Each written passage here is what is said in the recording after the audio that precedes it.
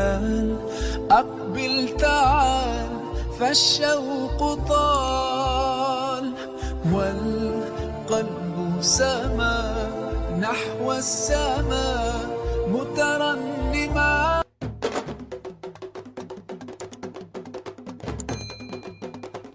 Maka bisa kami kita minum molo, saya kami minum jangan nek. Nena la maam du mënu lebal café. Man la maam du Ko mënu lebal café. Ngeen ma ko bàyyiloon lépp laa defal ba mu naaj. Waaye kii démb ñoom mère Assou. Dana la ak yow. Démb ñoom mère Assou. De mère Assou fii la jëlee mais ba mu ñëw lu ma wax damaa rus laa wax. ñoom seen café gi neexul xale yi démb xale yi fii lañ jël café di ko këpp fii lañ këpp café gi. Man la Baye Assou la gis tay tay ñaaw xale yi fii lañ këpp café gi di ñaawal. Baye Assou moom fo gis tay moom moo ma Baye jàll. Assou ko mooy loolu. moom dama na majale de xam naa te bu ma jàllee téeméer la fi indi wala ma indi fi 100. non tey la samedi tay xaar na bari loolu. Waaw yow ka sa café gi xale yaa ngi nii taxaw di ñu xaar. Ya gaaw. dafa yéex trop. Ya gën a. moom démb saful suukar tey mu yéex a pare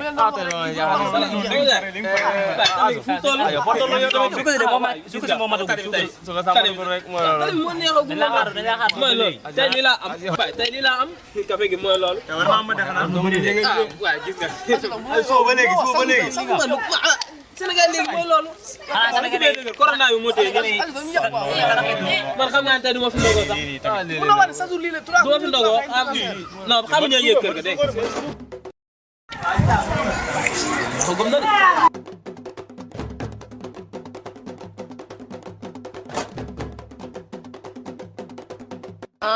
kon Pera nii lay majale.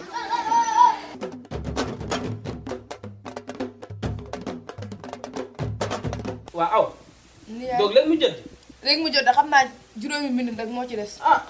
war na gaaw a jot léegi doo wàcc jéem a xelli café gi ñu préparé waaw nijaay xaaral waxtu bi jot rek. jot na ba pare kay waaw dañu la defaru kon. lu ciy xaar waaw waxtu ñu defaru kon. préparé ndog bi. tey moom café bu neex laa la segg. billaay.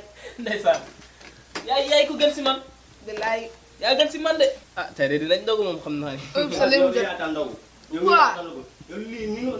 yéen bala xanaa bala ngeen attaqué nit nuyoo ba pare fii kenn nuyoo fi laa la wax. wala moo xew. lan la waaw toog leen. xam ngeen ne man ak yéen yàgg nañ ay këll nu ñuy boole Azu may ma Azu may ay ma 200 francs déglu leen ma yéen ak Azu ba ngeen dalee ànd yàgg na ay affaire xaalis yi bu mu leen boole xam ngeen ne Azu kilifa bu toll ni moom weeru koor di nekk daan da jël alalu jàmbur wax leen ma leneen toog leen ngeen ndogu loolu moo gën ci yéen te ngeen bàyyi affaire tuuma la ngeen def ci weeru koor lañ ne muy lan depuis 8h ba léegi depuis 8h ba 18h. mais gis ngeen dëkk bi nu mel waaw wax dëgg yàlla corona chaque jour mu indi na seen dépense 100 francs. mais bi ko joxee loolu nag Azu mi nu mu toll nii kilifa mu toll nii moom dina jël ay xaalis di ko kott ci weeru koor kii ku gis na comme lu yaay ni lii. salaamaaleykum Voilà. Ngoye ngi booy toogal. lu fi indi ngoy ak di booy ma jaaxal yow lépp dina leer booy waxal.